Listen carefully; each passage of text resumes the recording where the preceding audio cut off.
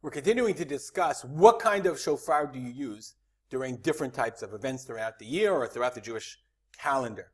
So now we're going to talk about Yovel. We're in Rosh Hashanah, Perek Gimel, Mishnah Hey, 5th Mishnah in the 3rd chapter of Rosh Hashanah. So when do we blow the shofar on the Yovel? You have to look at Vayikra, Perek Kaf Hey, Vayikra Kaf Hey. So you count the years of the Shemitah and the Yovel, the Torah says.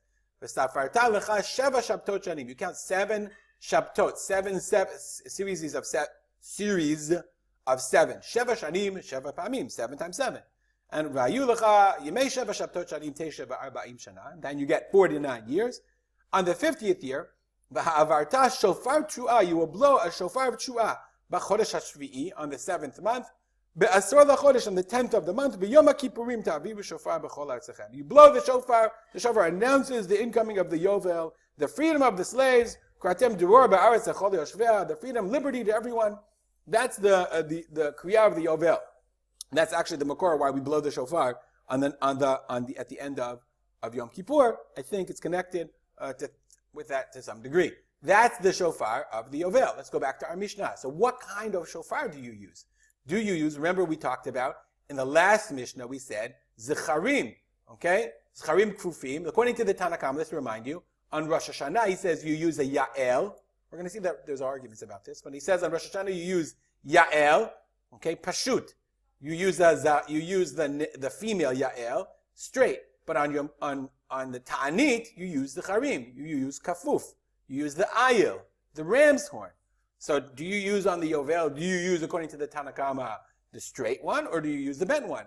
Says the Tanna Kamma, Shaveh Yovel b'Rosh Hashanah, L'Tkiya u'Lebrachot. So the Yovel is similar to Rosh Hashanah in Tkiya and the kind of shofar you use, and Brachot, according to the Tanna Kamma. So remember, he says on Rosh Hashanah you use the Pashut, you use the straight, because you to be straight before God.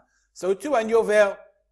The Avagab Tkiya Yovel lo l'Tfilah v'lo zikaron. It's not a prayer, so why should you use so therefore, El Siman Shiluach Chazarot Avadim, rather it's a sign of Shiluach Avadim, Chazarot Sadot, and people return to their fields.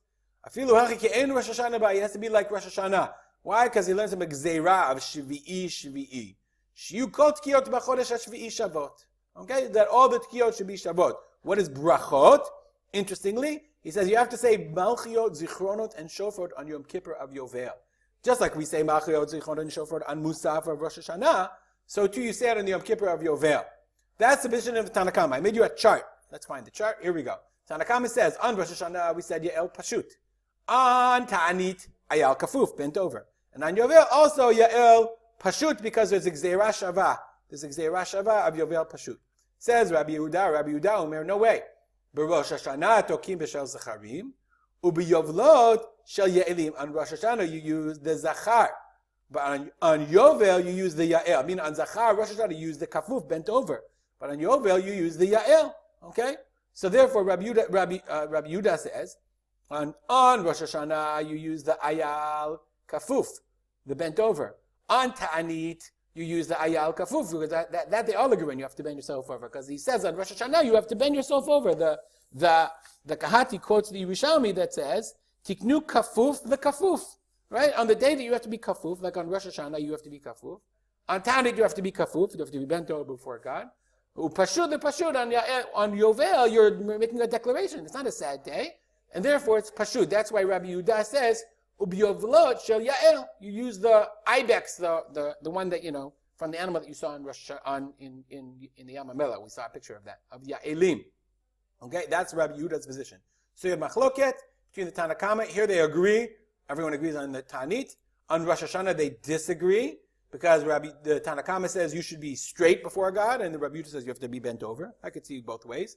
And the machloket on Yovel is Yovel. Everyone